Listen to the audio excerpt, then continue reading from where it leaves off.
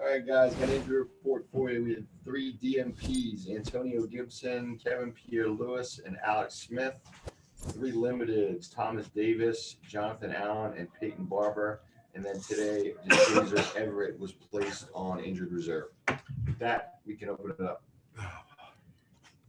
With DeShazer going on IR, Ron, what is your confidence in Troy Apke and Jeremy Reeves? And then what have you seen out of Reeves as he's gotten more snaps these past couple weeks specifically? Well, kind of like this team, the more he plays, the more confident he gets. And that's kind of one of the nice things. As far as Troy's concerned, you see Troy starting to learn and understand his angles a little bit better. One of the things that, we've been working on with him, and he's done a nice job. So pretty confident. What would you say you'll miss most without DeShazer in the lineup? Well, I think Shay's just one of those guys that everybody knows is around. They feel his presence. And, again, he's a young guy that's got an opportunity to play, and he's played well. And I think we've got some other young guys that are backups that'll step up and they'll do well. Ben? Ben's not on. We could go to JP. JP's not on. Darren.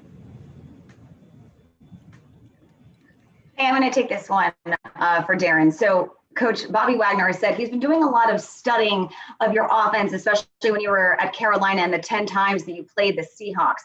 He said he's been doing a lot of research, watching a lot of film this week, and he's looking for specific trends in your run game. Will he find any trends? Is there anything that carries over to this team? We'll see. That's one thing I don't get into is what we plan to do specifically. But, we'll see. We'll see what if he finds something. Hi, Ron. When you first got to work with Jonathan Allen, what really stood out to you about his play? I mean, was there one thing that really was better than all the other things that were really good? I think his power. He's got an amazing punch and extension on those arms, and you just see the power. You feel the power, and that's why to me, him learning and understanding, get a feel for what we're doing, and attacking and punching and using that power on half a man, you could see him have success. I mean, he's got some strength, and you can see it. Time. Ron, what do you have an update on Antonio Gandy-Golden? How has he been looking in practice? He's done well. He has. The biggest thing right now with AGG is his conditioning. It's one thing that goes quickly, especially with wide receivers, and something you've got to get back, because the last thing you want to do is come in and say, I'm feeling good, but yet his conditioning's not there, and then he goes out there and pulls it again. So we've been working on his conditioning. He's been doing some good job running scout team, running routes for us. He made a play today that was actually pretty impressive. So it's one of those things that you can't wait to see him back out there, but you want to make sure you get him out there when he's 100% ready to roll. And then with the safety group, and there's been a few changes back there, how have those guys maintained a high level of communication, and how important is a guy like Cam Curl, even though he's a rookie, seemingly knows what he, has a good grasp of what he's doing out there?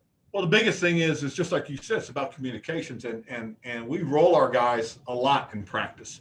Doesn't matter what position, and we work guys a lot in different spots so that guys are learning to work together, guys are learning to communicate, and that's probably the biggest thing that has to happen is you've got to be able to communicate, because if you don't, you're going to make your mistakes. So, and we're trying to get it where it's not just one guy that's always talking. That way, if you lose that one guy, what are you going to do?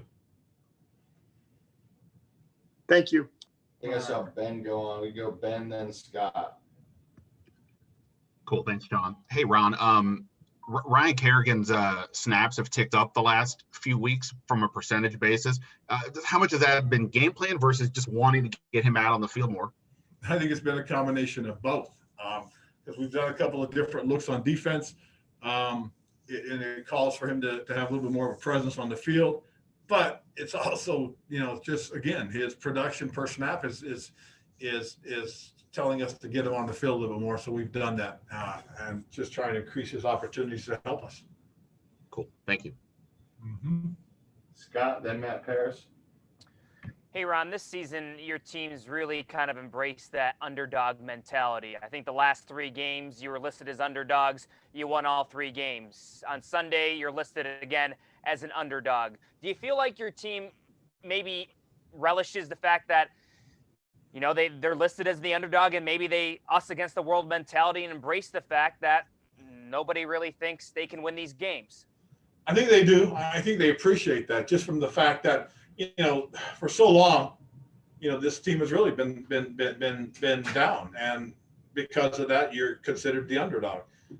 We have an opportunity to rise above it, and that's what I think our guys are trying to do. They relish that opportunity. Again, there's another really good football team coming in with a number of really good players, and we've got to be able to handle it. And this is also a good gauge as to where we are. This is one of the better teams. It's one of the elite teams in the NFL that's been around for a long time. Coach Carroll's had these guys playing at a high level for such a long time. So, again, as I've told people, this is an opportunity to see where we are and where we're headed as a football team.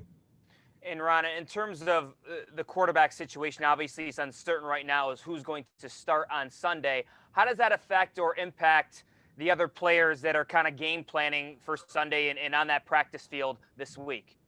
Well, I think first and foremost, the players look and see who's behind center, and then they take their cue from that guy, depending on who's taking the snaps.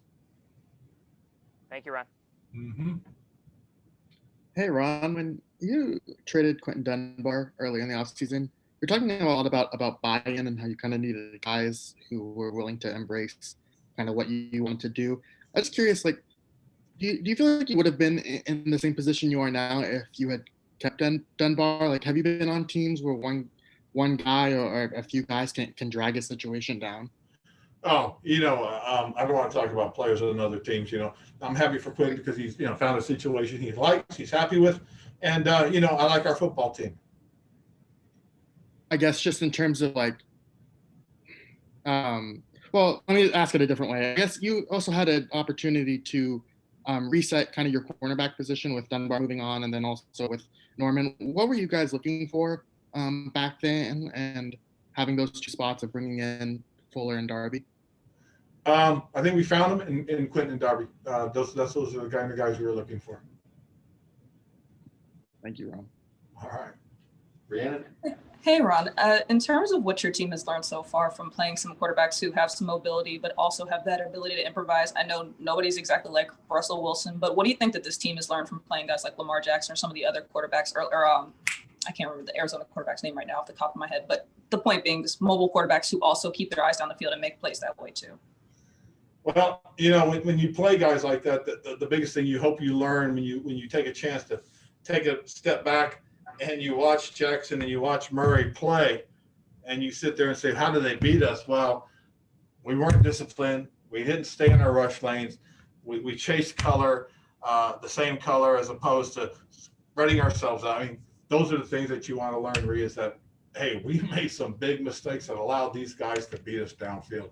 Now we're coming against, and you alluded to it, probably, in my opinion, one of the premier escape artists in this league, who has his eyes downfield, whose receivers understand that when he breaks the pocket, this is the area I have to get to, and these are the areas that we have to cover. Because of that, hopefully we've learned. And because this guy, I still think is one of the special ones in this league. And then the second question is, I rewatched the interception that Cam Curl had, and I see James Smith-Williams, I think, doing the key block in that situation, allowing him to take it back to the house. I don't know what you guys like go into film or anything else like that, but what do you say to your rookies? I mean, I imagine that it keeps them engaged and things of that nature, but what are you saying to guys when you see them making those kinds of hustle plays, just to continue to keep them engaged in the games? Well, you like to congratulate them and dab them up and tell them how much you appreciate, you know, their effort. And, you know, Rhea, it's something we practice. You know, we practice that when there's a takeaway in practice, the defense takes off, and you know, because that guy's taken off, everybody heads to the direction he is, and then they try to fill in and pick up a block. And we try to make sure they understand, don't hit a guy in the back, okay? And if you even question it, you think you're gonna, just lay off. And again, he was in great position. He hustled. He had a good angle on the quarterback, got his hands where they needed to be, and gave Cam Curl the opportunity to stay on the sideline and score. I mean, that's you know, one of those attaboy, good job, pat on the back type deals. Thank you, Ron. Appreciate you. At the safety position, where do you guys stand on depth? Sorry for not knowing this. Jordan Brown, the practice squad guy, is he capable of jumping in at safety, or is he more of a true cornerback? He is. He gives you some versatility. He's got good size, good power working downhill. But Cole Luke will be the fourth safety.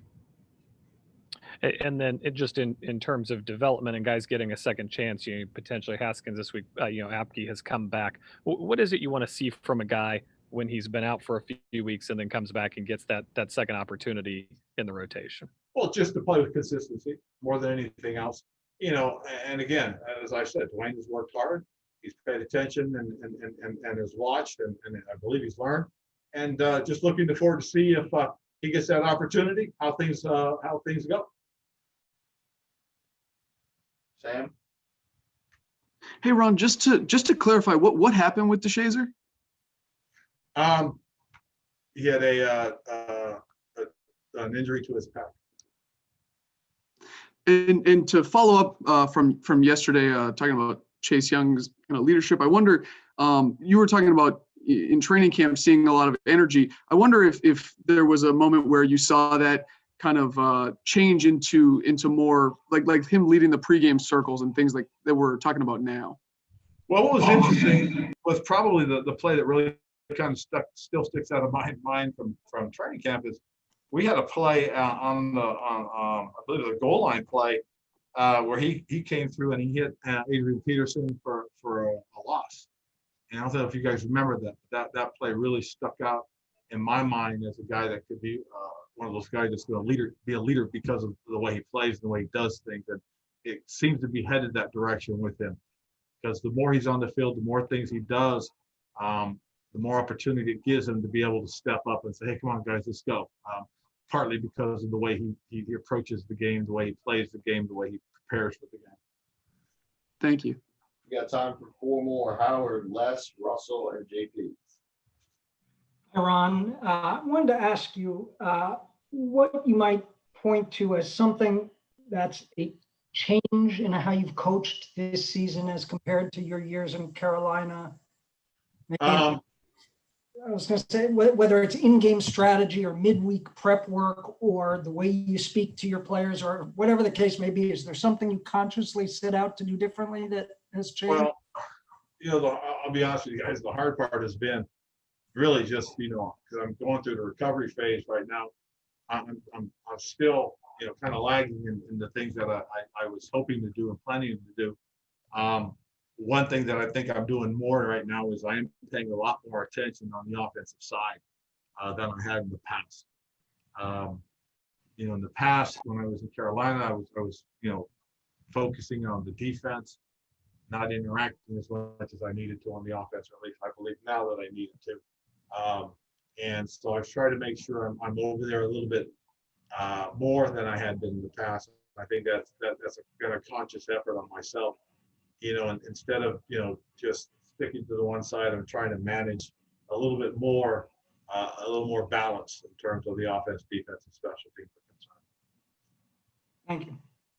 Hey, Ron, maybe I should follow up on that because that's kind of interesting. A lot of times defensive guys tend to want to, as their head coaches tend to want to stay with the defense or vice versa.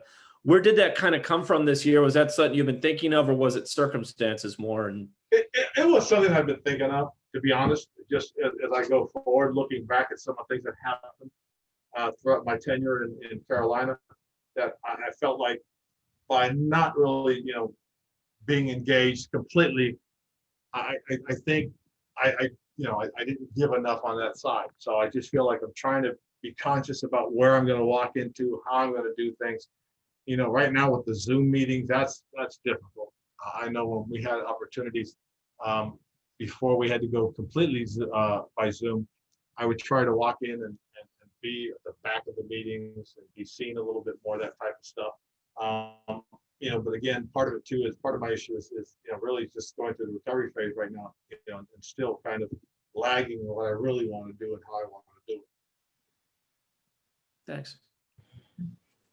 Hey, Ron, good afternoon. I'm not sure if this is kind of an extension of Rhiannon's question, but with a quarterback like Russell, obviously mobile, but with a strong arm and somebody who can hurt you the longer a play develops, as your coverage breakdown, do you have to change like rush lanes and angles to try and pin him in a little bit more so that he can't find the grass to kind of extend and break down plays and coverage? Yes, there are some things that you have to change and adapt for him or for players like him. And it's having a plan. I mean, going back to Kyler Murray, the biggest thing that we try to emphasize is you don't chase color, your color. In other words, because if you're in blue jerseys and you got a guy going to the big gap, don't chase him, don't run through the same gap, because now you don't have a guy here or a guy here. You have two guys in here. So that's the thing you have to be wary with guys like this, is that if for whatever reason you're going through the same crease, you've just given them an invitation to run, opposite of where you guys are coming from. And that's the thing you have to be aware of.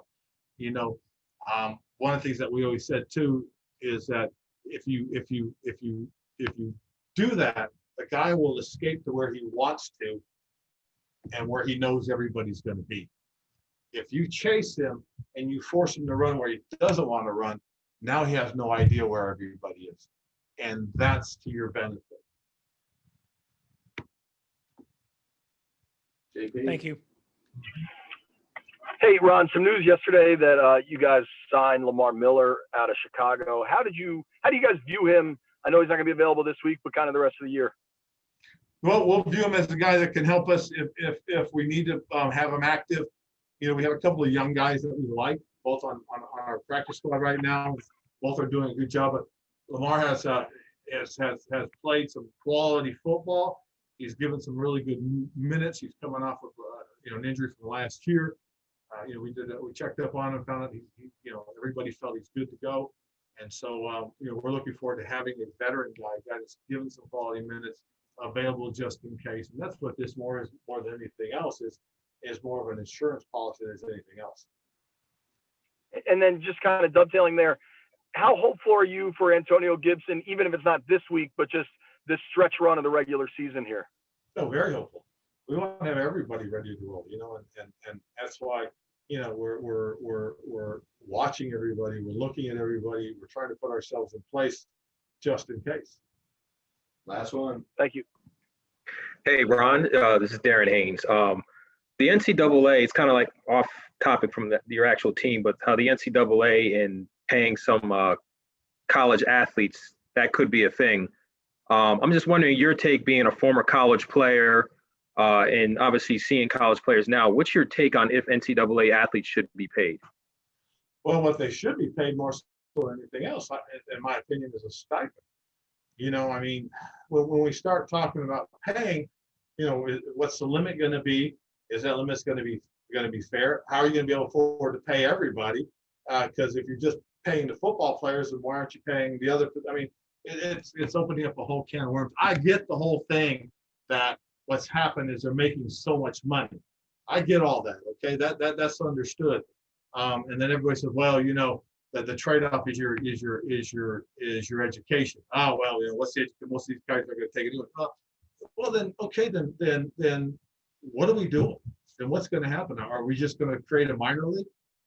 You know what I'm saying? Where does it stop? Are we going to pay, men's football, men's basketball, and now we're going to pay women's basketball. We're going to pay, women's lacrosse.